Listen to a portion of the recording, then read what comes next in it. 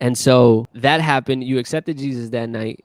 And then explain to me what happened afterwards, because this is your half. The Yeah. second half is yours. So I came, I delivered this message that I felt the Lord wanted me to speak to You you. delivered that message, right? And And we said, all right, here yeah, you I go. was like, all right, that's good. That was Thursday.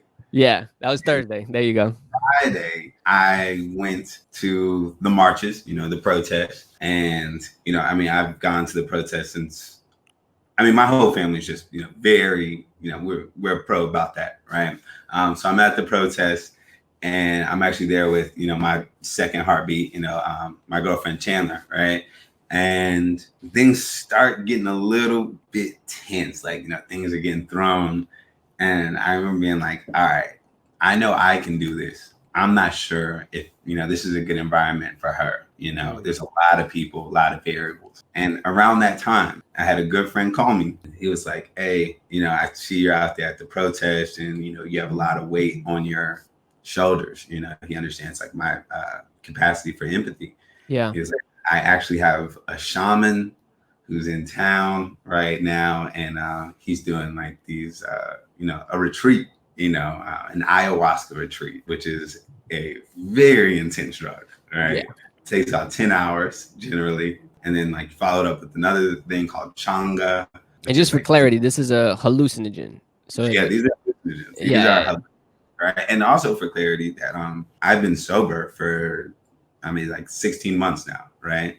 So like yeah, I haven't touched anything for a while. But he calls me, he's like, yo, I got this shaman. And this was something I've always wanted to just, tap into, right? Like, okay, let's see what's going on there. So, we literally leave the protest probably 15 minutes before like, all bedlam breaks loose and, things get set on fire.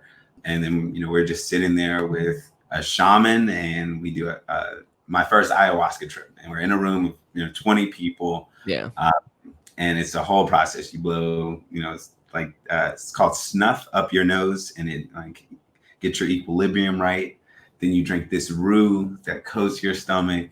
And it's about a 3-hour process before you even take the ayahuasca because it really is a ceremony. You're actually at a location that is designated only for this. And so then, like, we take the ayahuasca, right? After, I've been really, transformed into, giving my life over to God just a few days ago. And I'm at like peak of just winning, right? So I take the ayahuasca and I'm like, all right, God, like, let's see what this trip is about. I take the first cup. And so does everybody else in the room. Maybe about 8 minutes goes by and everybody starts throwing up. That's a normal thing. On ayahuasca, you're supposed to throw up all your impurities, right? yeah, So I throw it, right? Get the impurities, and then you're supposed to go straight into the trip, right? Like, and it's supposed to be mind blowing, right? yeah. But I take mine and like nothing happens, right? So I'm just like sitting there, and I'm very used to hallucinogens, right? Like in my past, bro, like me and hallucinogens, like You're this, good. So like I'm sitting there, and I'm like, huh, right? Like nothing's happening. Everybody around me is tripping their faces off. People are throwing up, screaming, crying. It's nuts. Yeah. Uh, and so the shaman comes up to me and he's like, oh, like you didn't tell me that you had done this before. Like I would have, given you something else. I was like, I've never done this before. Like, I don't know what's happening. So he gives me another cup, right? He's like, all right, like you're gonna take this, but just be prepared. So I drink another cup. And it's like 3 hours into it at this point, right? Now, mind you, you are in a room that is like the size of like a living room Yeah. with 22 other people who are out of this world. Like they're literally insane right now because they're on a drug, Yeah. I'm just sitting there just like looking around like, what is happening? So another 3 hours goes by, nothing happens. And then probably around hour 6, that's when he gives me his third cup. And this is a cup straight from his personal, like, right, here you go. He's like, Got the secret weapon. he told me, he said, look, I'm going to give this to you and it's not the right thing to do, but it's going to work. It's just going to really be way too intense at first. So, take it. So I take the third cup and like, I start getting it, but like, nothing really hits me. Nothing really hits me, right? It's like this punishment. So like eventually me and God started talking and this is when I start like getting some of the feelings and God's just like, look, there's really no outside. Like there's no miracles that happen outside of me. You know, this is all like what I'm going to be allowing to happen. Right. Like that's what I'm saying in my head. Right. So the whole trip goes by and maybe I get like small effects, but I mean, I'm right next to people who are having life-changing experiences, and God is just sitting me in this, and it's just like, nah, this isn't for you. Right. And then, you know, like the next day, like we do this changa session and we smoke DMT, right? And this thing like releases your dreams while you're awake. And so, you know, we do this changa, and that's when like I finally start having my conversation with God. And it's just him telling me like, look, all of this is nonsense. You know, like what I've given you is the masterpiece. Right. And, you know, I want you to walk forward with that masterpiece. Right. And get out of this. Right. That's what he's telling me. Right. I'm like, all right, cool. Right. I had that little trip, but still nothing major. That night. Right. So this is hour 20. I've already done ayahuasca for 10 hours. I've done changa for an hour. That night, we finished it off by doing a quarter of shrooms. Right. And it's supposed to be like the whole, you know. Yeah. And that night, man, God just came and grabbed me and was just like, "You think this is a game?" Oh. And, no, man, he was 100% serious. I mean, but what happened with the colors? Remember you telling me about the colors. So yeah, in the changa trip, right? I'm having this argument with God because God is showing himself to me in all white.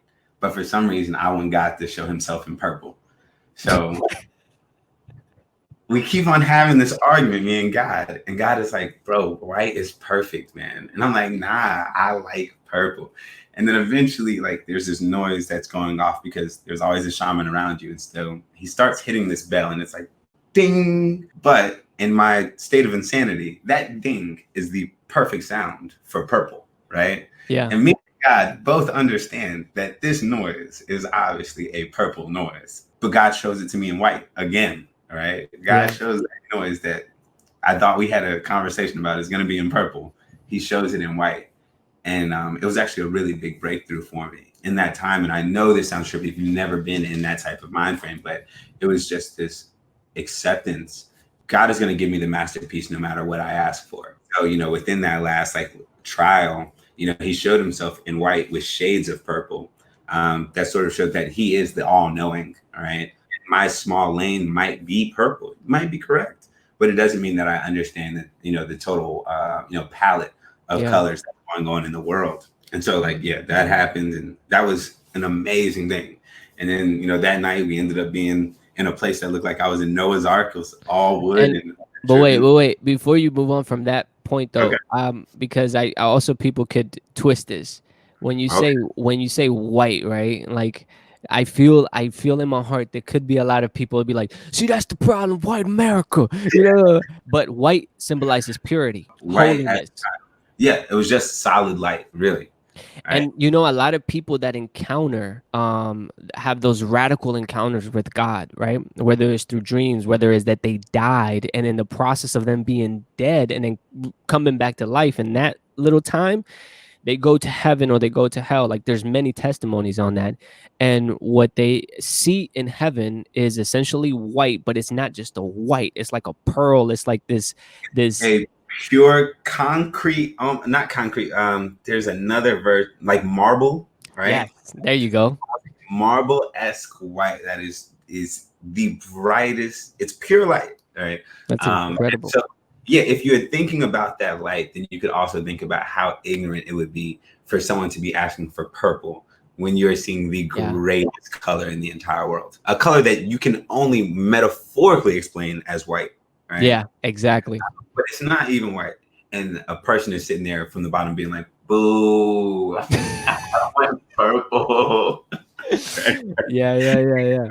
That's the insanity of it. But that is the human condition, right? Yeah, that's beautiful. Telling yourself that you're always one step away from being ready to do the next thing, right? Yeah. You're always looking for purple when like this universe is absolutely masterfully made. Yeah. Right?